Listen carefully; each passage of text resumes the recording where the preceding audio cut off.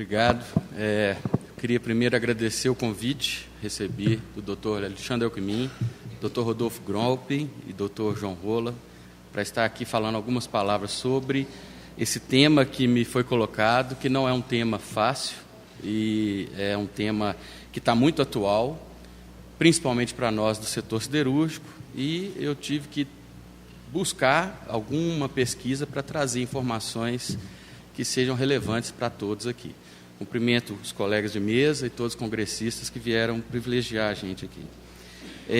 Sobre esse tema, guerra comercial e salvaguarda, futuro do GATT no século XXI, acho que primeiro a gente deve contextualizar o que é o GATT e de onde que surgiu o GATT. O GATT é o Acordo Geral de Comércio e Tarifas, foi criado em 1947 e a origem dele remonta muito antes de 1947.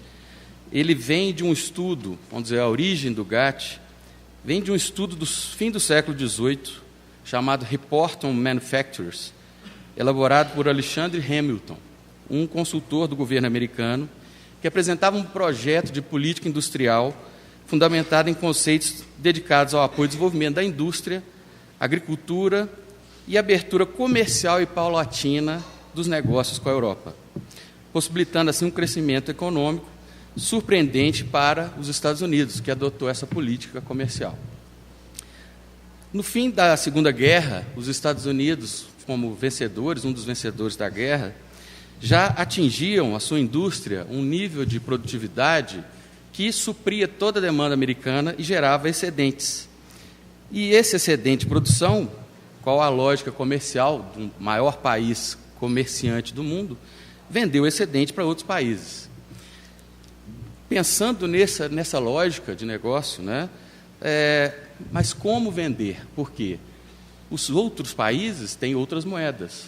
O que faria a possibilidade de troca entre os países? Se uma empresa americana exporta produtos para o mercado externo, espera receber dólares, mas somente os Estados Unidos poderiam emitir esses dólares.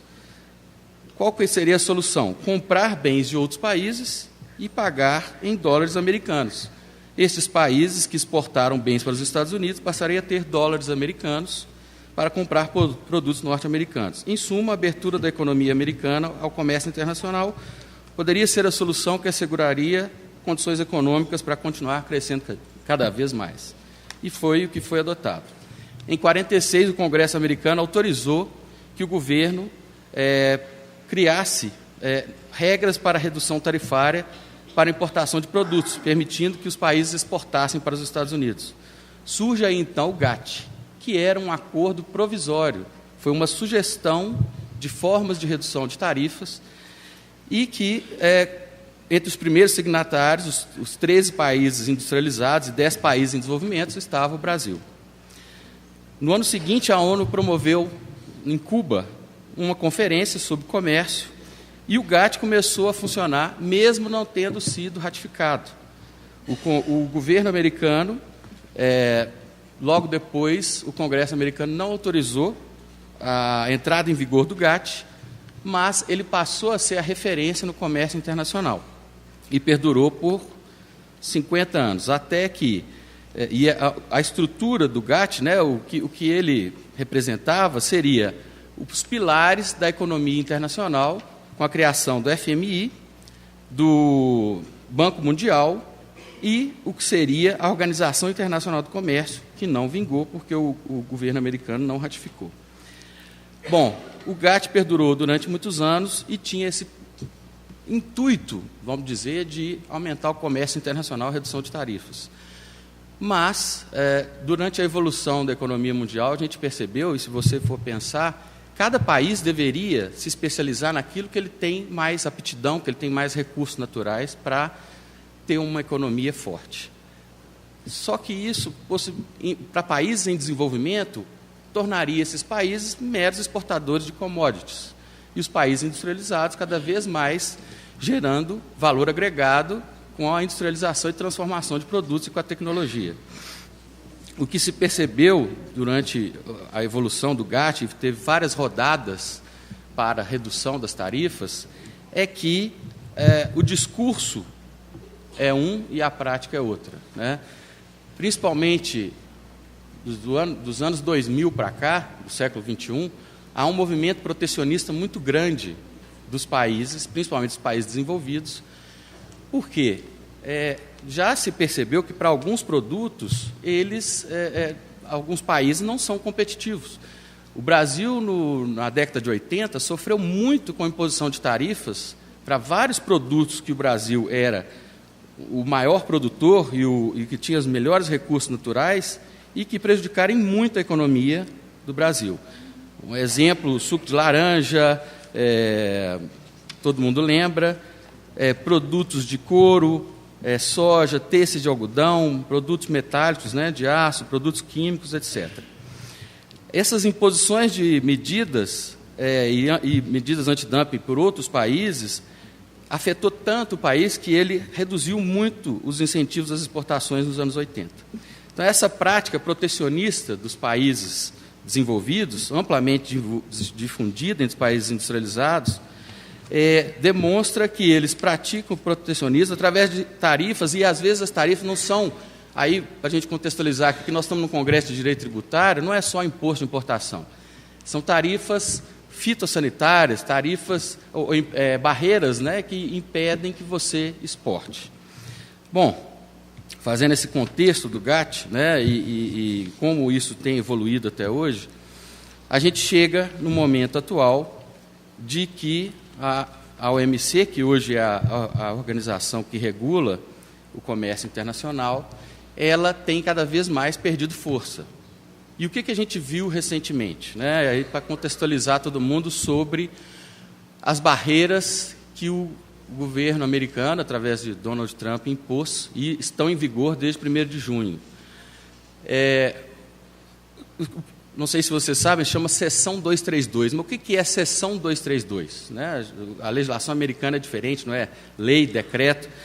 Essa Seção 232, na verdade, é uma previsão do Acordo de Expansão de Comércio de 1962, ou seja, já remonta a uma legislação americana dos anos 60 que visava a expansão do comércio e da exportação dos produtos americanos. Essa Seção 232 prevê, e a última vez que ela foi utilizada foi no governo Truman. Ela prevê que o governo americano, o Departamento de Comércio, pode investigar alguma negociação comercial que implique em redução da segurança nacional americana. E por que, nesse aspecto, a siderurgia foi afetada? O aço, hoje, no Brasil, os maiores produtores são China, você tem Índia, você tem Coreia, você tem Brasil. Os Estados Unidos não é, hoje, reconhecido como um país que tem eficiência ou os melhores recursos para produzir aço de forma competitiva. Tanto é que ele hoje é o maior importador de aço do mundo. O que o governo americano previu? E está aqui no documento, quem quiser ter acesso, tem vários documentos de mais de 200 páginas, que eles justificam o que é segurança nacional. Por que importar aço afeta a segurança nacional? Vamos lembrar que os Estados Unidos é a maior potência militar do mundo, e onde se consome muito aço para fazer porta-aviões, aviões, tanques e etc. Depender do aço de outros países, num contexto de guerra comercial, seria muito arriscado, além da dependência do aço para infraestrutura, de transportes, energia, etc. Essa é a justificativa. Então, em abril de 2017, o governo invoca a Seção 232, que permite ao Departamento de Comércio investigar implicações de segurança nacional nas importações de aço e alumínio. Em 11 de janeiro de 2018, o secretário de Comércio publica o relatório ao presidente com a investigação sobre o efeito das importações de produtos de aço na segurança nacional dos Estados Unidos, sob a Seção 232. Em 8 de março deste ano, o presidente americano concorda com o relatório e sugere a imposição de tarifa ad valorem de 25% sobre esses artigos importados de aço e 10% para alumínio, de todos os países, exceto o NAFTA, a partir de 23 de março. Todos os países reagiram de forma veemente, né, porque o impacto é muito grande. Porém, o governo americano abriu um período para negociações com os países para avaliar alternativas. Enquanto durassem as negociações, suspendeu a aplicação das tarifas até 1º de junho. Essas negociações, na verdade, foi basicamente, olha, eu te dou duas opções, ou você entra em cotas, ou você aplica a tarifa ad valorem de 25%.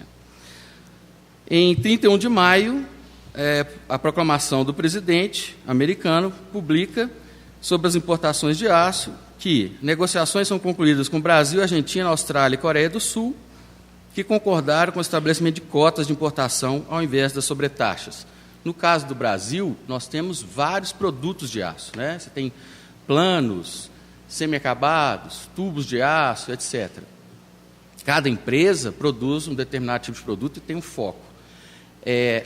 Para o contexto da siderurgia nacional, foi mais interessante a aplicação das cotas. Mas, no nosso caso, especificamente que eu trabalho na Valorec, as cotas nos prejudicaram, porque como que foi calculado essas cotas de exportação? E aí todos os outros países que não aceitaram a negociação, foi estabelecida a sobretaxa de 25%.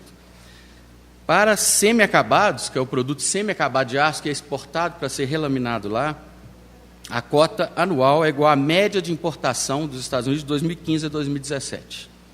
Então, se pegou tudo que os Estados Unidos importou de aço do Brasil de 2015 a 2017, fez uma média, e esse é o máximo que o Brasil pode exportar esse ano. Para acabados, que é o nosso caso, incluindo os tubos, e aí entra tubos com costura, sem costura, etc., a cota anual é a média de importação menos 30%. Ou seja, é a média dos últimos 3 anos e com um redutor de 30%. Qual é o problema? Em 2015 e 2016, a exportação de aço para os Estados Unidos foi muito baixa. E aí, o que aconteceu? A cota anual ficou menos 7% comparada à média de 15 e 17 e menos 10% comparado ao último ano. Para o país, né, para outras, o acordo não foi tão ruim, porque eles vão conseguir atingir aí essa média, mas essa média se mantém pelos próximos anos, então a gente não sabe o que vai acontecer com a siderurgia nacional. Mas para o tubo, o deflator de menos 30%, né, essa redução, e os volumes baixos de 2015 e 2016, gerou uma redução, em comparação com o último ano, de quase 60%. Bom, o que isso gera? Além de todo o problema de negociação com o governo americano, impacto nas exportações, e nós estamos falando do Brasil, que hoje, a gente brinca, né, a tempestade perfeita. Greve dos caminhoneiros, que afetou toda a siderurgia, nunca na história, parece que mundial, não sei se é só no Brasil, um presidente de uma empresa argentina citou, nunca se conseguiu, numa greve de caminhoneiros, se abafar todos os altos fornos. Em Minas Gerais, todos os altos fornos foram abafados, porque não chegava minério e nem carvão para continuar produzindo gusa. Vocês imaginam o que é o impacto de 10 dias de produção e de vendas parado, sem receber matéria-prima? As empresas tiveram que adotar soluções até assim, mirabolantes para pelo menos dar alimento para os trabalhadores nos restaurantes comunitários. Bom, além disso, a seção 232, além de um momento em que o Brasil está tentando a indústria nacional se recuperar depois de uma crise, a maior crise da história, a crise econômica aí, que a gente enfrenta desde 2014, 15, né? A indústria começou a reagir. O barril do petróleo hoje está em $80, estava $60, por causa disso, a maioria das empresas do setor de óleo e gás não tinha interesse em investimento no pré-sal. Então, o barril subindo, a atividade econômica nos Estados Unidos crescendo, um juro baixo, pleno emprego, o preço do nosso produto subindo no mercado americano, a taxa de câmbio favorável, mas vem uma imposição de tarifas. O que isso gera? Você tem que redirecionar exportações, porque o mercado interno brasileiro não tem condição de absorver, e você tem que redirecionar as exportações. Mas para onde? Sendo que o mundo vive uma sobreoferta de aço, e isso é uma das premissas dos países desenvolvidos, dar subsídios para a indústria produzir além da capacidade, além do necessário em cada país, para possibilitar recebimento de divisas com a exportação e ocupando com produtos outros países. Mas quando há uma baixa atividade econômica, tem uma sobreoferta de produto e aí isso prejudica todo mundo. Em contrapartida, o relatório do governo brasileiro, relatório de conjuntura número 2, uma agenda de produtividade, o desenvolvimento como interesse público, da Presidência da República, Secretaria-Geral da Presidência, Secretaria Especial de Assuntos Estratégicos, faz uma análise do cenário da produtividade brasileira e totalmente contra esse cenário de guerra tarifária, ou seja, os Estados Unidos se fechando, em contrapartida a Europa se fecha para outros produtos e coloca tarifas. Na semana passada, no encontro do G7, o Trump super atacado por estar se fechando, ele surpreendeu todo mundo e falou assim, eu acho que todo mundo deveria zerar as tarifas e acabar com as barreiras tarifárias. Livre comércio. E é o que a Europa sempre pregou. Quando ele falou isso, gerou um mal-estar, porque a Europa foi contra, porque eles não colocam tarifa como imposto de importação, mas colocam outras barreiras que impedem a importação de produtos americanos. Ou seja, há um discurso e há uma prática muito diferente. Nesse contexto de guerra comercial, cada um querendo defender o seu interesse e se proteger, e proteger a sua indústria, e proteger a sua tecnologia para gerar mais divisas, o governo brasileiro fez uma análise, uma consultoria, dentro da perspectiva do cidadão de interesse público brasileiro, é aquilo que maximiza o bem-estar da população, em particular daqueles em situação mais vulnerável. Contudo, o que se define como interesse público por parte de agentes públicos brasileiros é muitas vezes o interesse de grupos de pressão que querem atingir seus interesses particulares com cores patrióticas. Essa dinâmica acaba por gerar privilégios, corrupção, desigualdade, complexidades, com os ganhos de distorções, subsídios e transferências concentrados naquelas empresas ou grupos que deles se beneficiam. Existe realmente grupos que conseguem benefícios, que distorcem a economia brasileira. Mas isso não justifica o que vem a seguir. Privilegiar alguns brasileiros é ignorar políticas que atendam ao interesse público. O relatório é bem completo e, ao final, ele conclui que o que se deveria fazer para que a gente melhorasse a nossa economia e ter mais bem-estar atendendo ao interesse público. Reduzir totalmente as tarifas de importação, principalmente em 2 setores. Nos setores de bens de capital, aí nós estamos falando de máquinas e equipamentos, e bens de informática e telecomunicações. Ou seja,